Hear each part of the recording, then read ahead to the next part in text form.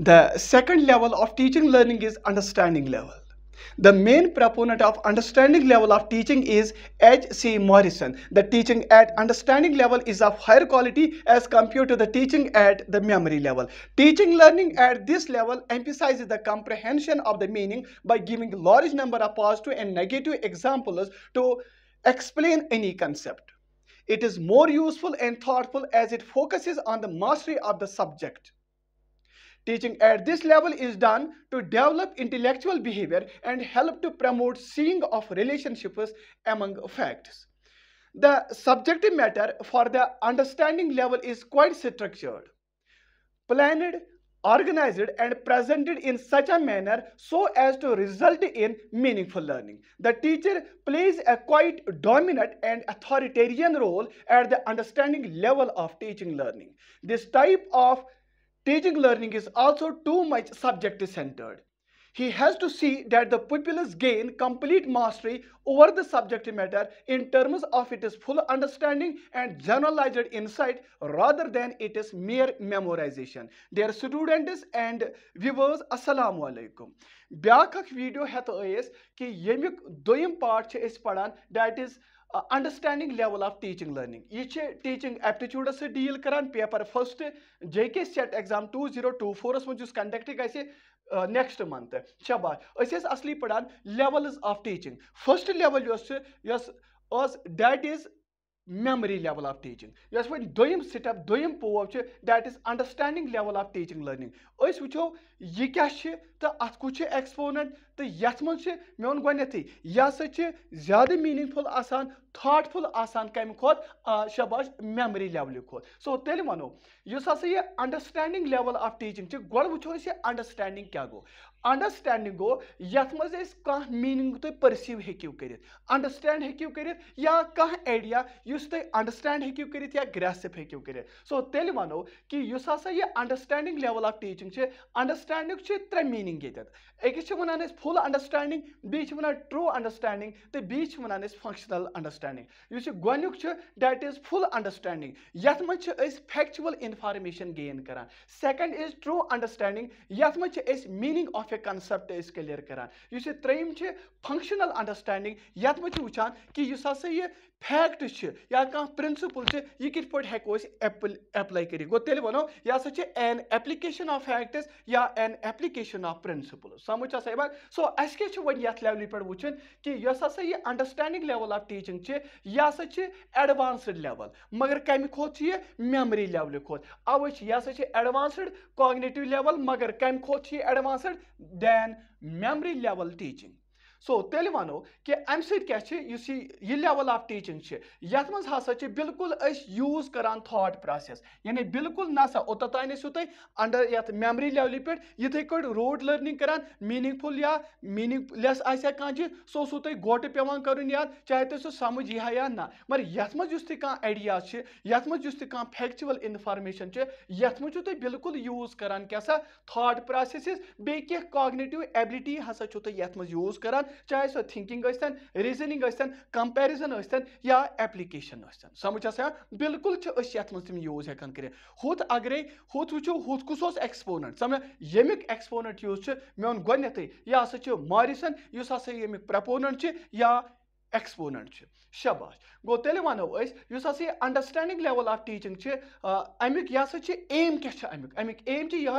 कित पे हेको एक्वायर कर बॉडी ऑफ फैक्ट्स मगर इथे कट तम मेमोराइज कर बल्कि तिमन मज हसा गसन क्या फुल अंडरस्टैंडिंग यानी युस आइडिया युस फैक्चुअल इन्फॉर्मेशन आयुस कह प्रिंसिपल बिल्कुल हसा तथ मन गसन क्या फुल अंडरस्टैंडिंग तो बे सह एप्लाई हेकन कर पे डे टू डे क्या लाइफ में मॉरिसन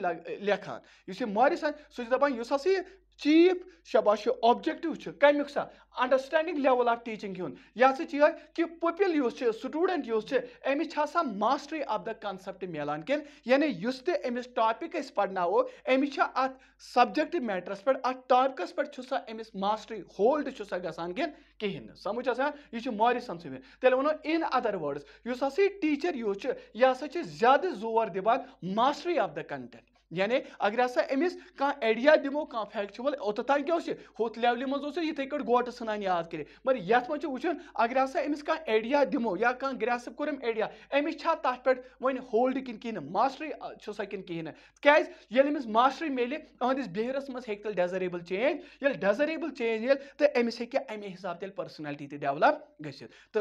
असली पढ़ान पढ़ान दोयम लेवल ऑफ टीचिंग युस हसा गोडनिच थॉटलेस वन हसा thoughtful that is understanding level of teaching so तेल वनो सब्जेक्टिव मैटर युस हसा ये अंडरस्टैंडिंग लेवल ऑफ टीचिंग युस सो हसा बिल्कुल स्ट्रक्चर्ड अत मज बिल्कुल लेसन प्लान बनाना समझ यह बिल्कुल स्टेप बाय स्टेप समझ यह ऑर्गनाइज कर तो यह प्रेजेंट तिथ कर टीचर प्रेजेंट तिथ कर कि बिल्कुल हसा ग मीनिंगफुल लर्निंग बन यह ना ग मेयर मेमोराइजेशन कहें समझ सो तेल वनो युत योत क्या मज यह टीचर यह सब्जेक्ट मैटर लिंक करान अमिस बच्चस कुकुन सा प्रीवियस नॉलेज सो सो यत मज यह लिंक करान अमिस कस स प्रीवियस नॉलेज यानी अमिस बच्चस यह पथ कुन दिवान अगर कह टॉपिक अमिस पारनावन आसान सो टीचर क्या यत मज बिल्कुल अथॉरिटेरियन यह अत मज की फिगर समझ सो तेल वनो यह हसा डोमिनेंट रोल यत मज अदा करान कोस टीचर मगर अमिस वुचन युस हसा यह पुपिल अमिस अत कंटेंटस पे मास्टरी मिलान कहें या यह सब्जेक्टिव मैटर अमिस अत पे होल्ड मिलान कहें इन अदर वर्ड्स वनो अमिस यह अंडरस्टैंड फुली गसान कहें समझ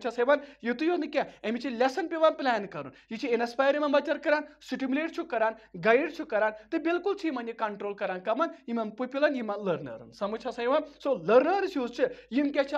यह हसा बिल्कुल अत मज पार्टिसिपेशन करान कोस लर्नर स्टूडेंट क्या कि यह हसा पन्निस दिमागस क्या एक्सरसाइज मज थवान यह यूज करान क्या अवे अत वन यह हसा थॉटफुल प्रोसेस तह समझ थॉटफुल लर्निंग हसा ये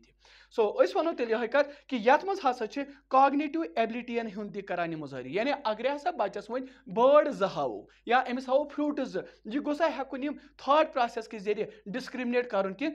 हुत कम फीचर यत कम या यह गो जनरलाइज हेकुन कर या यम गोस पे बिल्कुल एप्लाई कर अगर अम फ्रूटन हुंद या एनिमलन हुंद कह वो यह गोस घर ते पे आइडेंटिफाई तो रिकग्नाइज हेकुन कर सो तेल वनो युस हसा नेचर ऑफ मोटिवेशन यत मज क्या ज्यादा क्या यह हसा यत मज extrinsic so nature of motivation use सह मज एक्सट्रिंसिक गो यत मज अगर यह प्रेज दिमो या यत मज अगर सो बच्चस सो अंडरस्टैंड जरूरी पेवान कर अगर अमिस क्या सो रीइंफोर्समेंट दिमो तो बच्चा हे अम क्या तेल ज्यादा लर्न कर सो वो क्लासरूम एनवायरनमेंट युस यह ना यत डल आसान कह यत मज इंटरेस्टिंग क्या बच्चे तह तो यम हसा टीचर तम असल पे इन्वॉल्व अत मज गसान ताकि यह कंसेप्ट यह आइडिया कित पे हेकन यम अंडरस्टैंड तेल कर गो यत मज बिल्कुल लाइव इस इंटरेक्शन या विलिंग इंटरेक्शन कमिस टीचरस तो क्या स्टूडेंट गो यत मज टीचर असल गो अमिस सिर्फ गोटे योत पे याद थवन अत क्या सो मेमरी लेवल यत मज बिल्कुल आइडिया पे असल पे अंडरस्टैंड कर टीचर तो बे स्टूडेंट इंटरेक्शन सो बिल्कुल आसान विलिंग पे मीनस कि तथ मज दशवे यम क्या विलिंग आसान शबा मगर वो वो यत मज कित पे हेकन बच्चस पे यह इवालुएशन सिस्टम बिल्कुल ओरल एग्जाम प्रैक्टिकल एग्जाम या रिटन एग्जाम यम टेस्टिंग डिवाइसेस यूज करान ताकि बच्चस इवालुएशन करान कि अमिस गो यह पे अंडरस्टैंड कहें समझ यह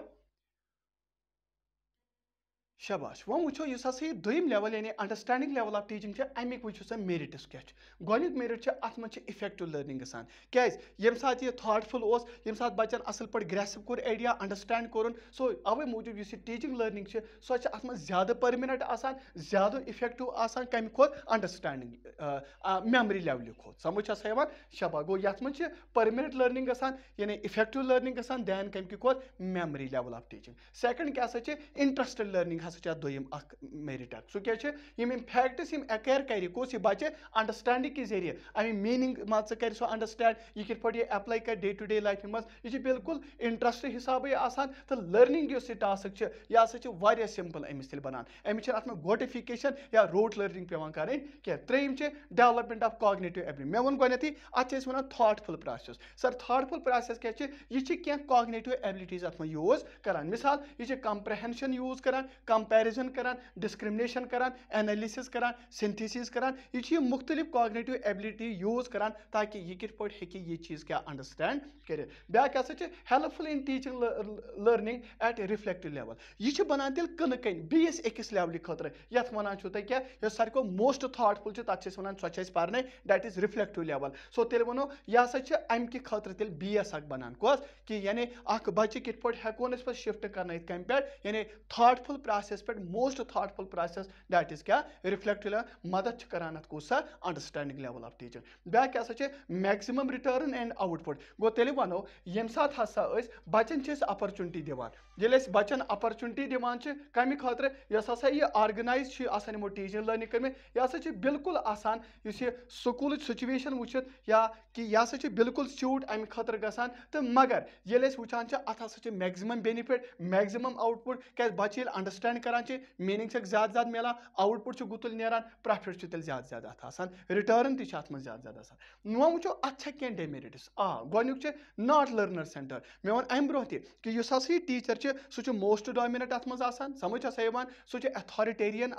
तो अवे मूजूब यह ना तेल लर्नर सेंटर्ड कहें क्या यथ मज बिल्कुल बे रोल ज्यादा करान की फिगर सह अत मज teacher second not self learning मगर यथ मज ना बच्चस टाइम मिलान पे पान क्या सेल्फ लर्निंग कर कहें टीचर आइडिया दिवान यूनिट प्रोवाइड करान या बाकी प्रेजेंटेशन सो अमिस पे सेल्फ लर्निंग सह टाइम मिलान तेल तूत क्या सह अत मज तेल इग्नोर गसान। त्रेयम नो developmental of higher cognitive ability मगर यह ब्या चीज यह हायर कॉग्निटिव एबिलिटी मिसाल के तौर पर क्रिएटिविटी तो यथ ना सह अमि